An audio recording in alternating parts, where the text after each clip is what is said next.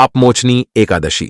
महाराज युधिष्ठिर ने भगवान श्री कृष्ण से चैत्र, गुजरात महाराष्ट्र के अनुसार फाल्गुन मास के कृष्ण पक्ष की एकादशी के बारे में जानने की इच्छा प्रकट की तो वे बोले, राजेंद्र, मैं तुम्हें इस विषय में एक पापनाशक उपाख्यान सुनाऊंगा जिसे चक्रवर्ती नरेश मानधाता के पूछने पर महर्षि लोमश ने कहा था।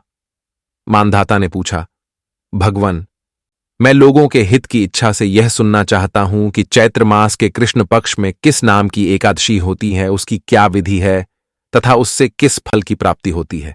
कृपया ये सब बातें मुझे बताइए। लोमश जी ने कहा, नृपश्रेष्ठ, पूर्वकाल की बात है। अप्सराओं से सेवित चैत्ररथ नामक वन में, जहां गंधर्वों की कन्याएं अपने किंकरों के साथ बाजे बजाती हुई विहार करती हैं, मंजुघोषा नामक अप्सरा मुनिवर मेघावी को मोहित करने के लिए गई।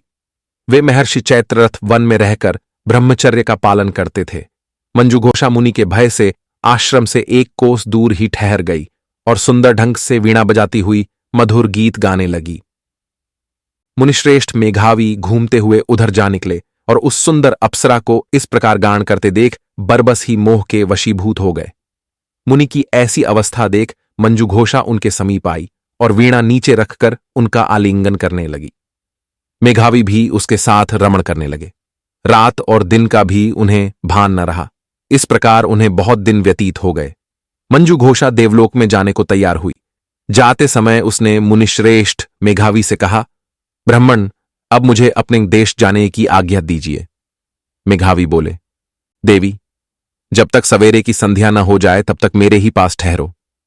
अप्सरा ने कहा, विप्रवर, अब तक न जाने कितनी ही संध्याएं चली गईं। मुझ पर कृपा करके बीते हुए समय का विचार तो कीजिए। लोमश जी ने कहा, राजन। अप्सरा की बात सुनकर मेघावी चकित हो उठे। उस समय उन्होंने बीते हुए समय का हिसाब लगाया तो मालूम हुआ कि उसके साथ रहते हुए उन्हें 57 वर्ष हो गए। उसे अपनी तपस्या का विनाश करने वाली जानकर मुनि को उस पर बड्ढा क्रोध आया। उन्होंने शाप देते हुए कहा, पापीनी, तू पिशाची हो जा। मुनि के शाप से दग्ध होकर वह विनय से नतमस्तक हो बोली, विप्रवर, मेरे शाप का उद्धार कीजिए। 7 वाक्य बोलने या 7 पद साथ साथ चलने मात्र से ही सत्पुरुषों के साथ मैत्री हो जाती है। ब्राह्मण, मैं तो आपके साथ अनेक वर्ष व्यतीत किए हैं, अथ स्वामिन, मुझ पर कृपा कीजिए। मुनि बोले, भद्रे, क्या करूं? तुमने मेरी बहुत बद्धी तपस्या नष्ट कर डाली है। फिर भी सुनो, चैत्र कृष्ण पक्ष में जो एकादशी आती है उसका नाम है पापमोचनी। वह शाप से उद्धार करने वाली तथा सब पापों का क्षय करने वाली है। सुंदरी, उसी का व्रत करने पर तुम्हारी पिशाचता दूर होगी। ऐसा कहकर मेघावी अपने पिता मुनिवर च्यवन के आश्रम पर गए। उन्हें आया देख च्यवन ने पूछा, बेटा, यह क्या किया?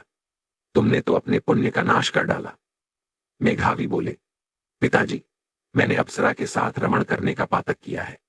अब आप ही कोई ऐसा प्रायश्चित बताइए जिससे पातक का नाश हो जाए। च्यवन ने कहा, बेटा, चैत्र कृष्ण पक्ष में जो पापमोचनी एकादशी आती है उसका व्रत करने पर पाप राशि का विनाश हो जाएगा। पिता का यह कथन सुनकर मेघावी ने उस व्रत का अनुष्ठान किया। इससे उनका पाप नष्ट हो गया और वे पुण्य तपस्या से परिपूर्ण हो गए। इसी प्रकार मंजुघोषा ने भी इस उत्तम व्रत का पालन किया। पापमोचनी का व्रत करने के कारण वह पिशाच योनि से मुक्त हुई और दिव्य रूपधारिणी श्रेष्ठ अप्सरा होकर स्वर्गलोक में चली गई। भगवान श्री कृष्ण कहते हैं, राजन, जो श्रेष्ठ मनुष्य पापमोचनी एकादशी का व्रत करते हैं उनके सारे पाप नष्ट हो जाते हैं। इसको पढ़ने और सुनने से सहस्र गौदान का फल मिलता है। ब्रह्म हत्या, सुवर्ण की चोरी, सुरापान और गुरुपत्नी गमन करने वाले महापात की भी इस व्रत को करने से पाप मुक्त हो जाते हैं। यह व्रत बहुत पुण्यमय है। व्रत खोलने की विधि, द्वादशी को सेवा पूजा की जगह पर बैठकर भुने हुए 7 चनों के 14 टुकड़े करके अपने सिर के पीछे फेंकना चाहिए।